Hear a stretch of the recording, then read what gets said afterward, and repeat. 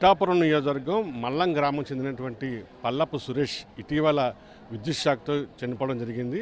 ఆ సురేష్ కుటుంబానికి న్యాయం చేయాలని చెప్పి దళితులంతా మూకమ్మడిగా ఆందోళన చేయడంతో ఆ గ్రామంలో దళితులను వెలివేసిన ఘటన కూడా ఆ మధ్యకాలంలో జరిగింది. అయితే అధికారులు వెంటనే స్పందించి అక్కడ శాంతి కమిటీలను వేసి సమస్యను పరిష్కరించారు.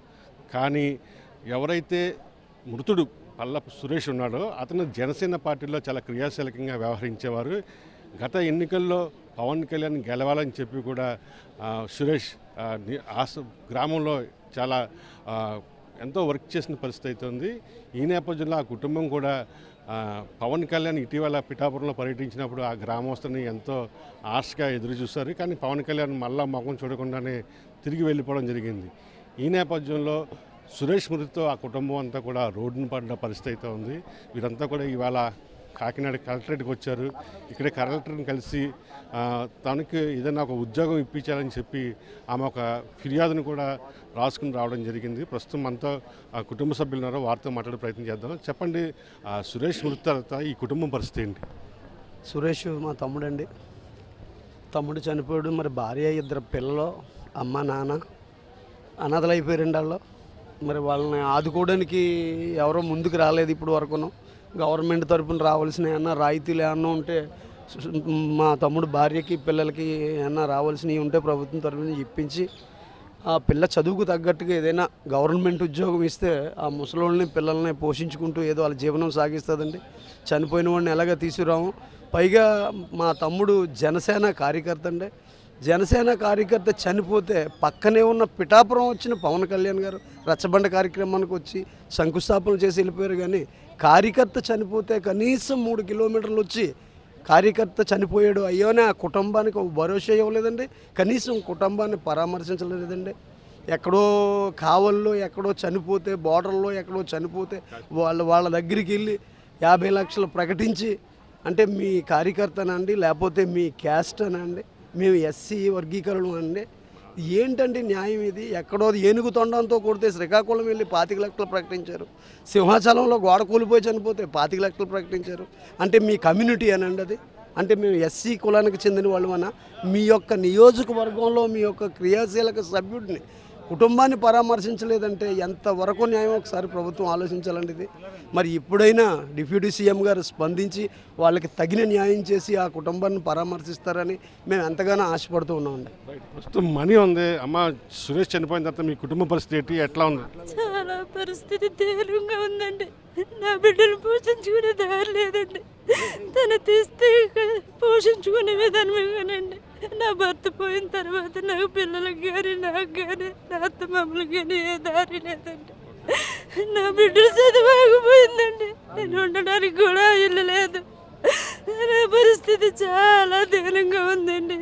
ఎంత దీనం అంటే ఇప్పుడు రోడ్డు మీదకి ఉన్నామండి. రోడ్డు మీద టెంట్ వేసుకొని అందులో వాన వచ్చినా వరద వచ్చినా అక్కడే ఉండిపోయాం. కానీ మాకు ఏ ఆధారం లేదండి. మరి ప్రభుత్వం నుంచి మీకు పరిహారం కానీ, మరి ఆయన జనసేన పార్టీలో ఉన్నాడు, ఆ పార్టీ నుంచి సహాయం కానీ వచ్చిందమ్మా? నాకు ఏది రాలేదండి. నన్ను ఎవరు పలకరించడానికి పవన్ కళ్యాణ్ గారు కూడా రాలేదండి. నా పరిస్థితిని చూసి అయ్యో నువ్వు అందరూ జాలు పడ్డా కానీ నా బ్రతుకు దారి చూపే వారు ఎవరు లేరండి. ఉన్నారండి, జనసేన సభ్యత్వం కలిగి ఉన్నారండి.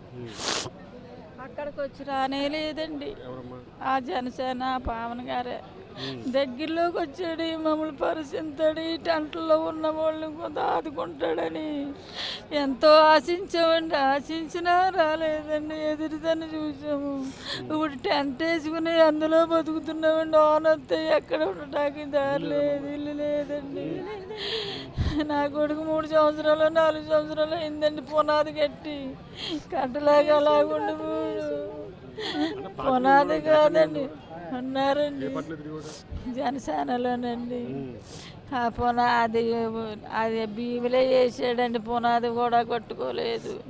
అంత దేని తరతులో ఉన్నాడు. నా భర్తకి కాళ్ళు చలిపండి, పనికి వెళ్ళాడు. నేను వెళ్ళానండి. బీపీ షుగర్ నాకు నీరసమండి. నా మనవలు 2 బిడ్డలు ఎవరు ఆదరించబడలేరండి. నా కొడుకు పోయాడు.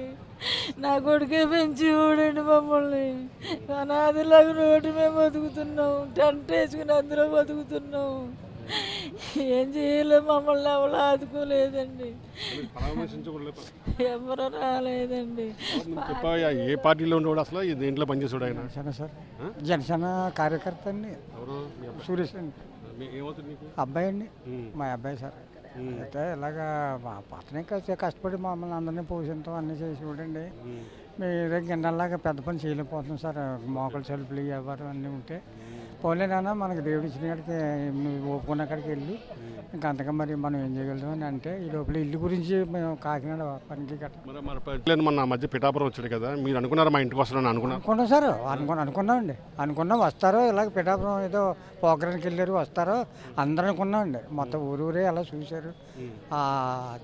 జనసేన కార్యకర్తలు కూడా చూశారండి, వస్తారండి.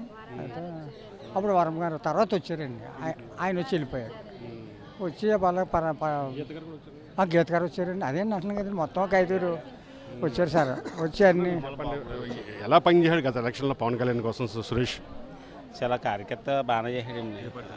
జనసేన పార్టీలోనే తిరిగాడండి, పార్టీ సభ్యత్వం కూడా తీసుకున్నాడండి. కానీ ఆ కార్యకర్త చనిపోతే చూడడానికి రాలేదు కూడా అండి. అది చాలా బాధాకరంగా ఉందండి. అక్కడ పోతపల్లి వరకు వచ్చాడు, మరి మల్లం వరకు రాలేదు పవన్ కళ్యాణ్ గారు. మరి కార్యకర్త కోసం అంత రావాలి కదా. మరి ఈ కుల బహిష్కరణ ఏదో జరిగింది, మరి దాని గురించి ఏ భయపడ్డాడో ఏంటి అన్నది మనకు తెలియదు.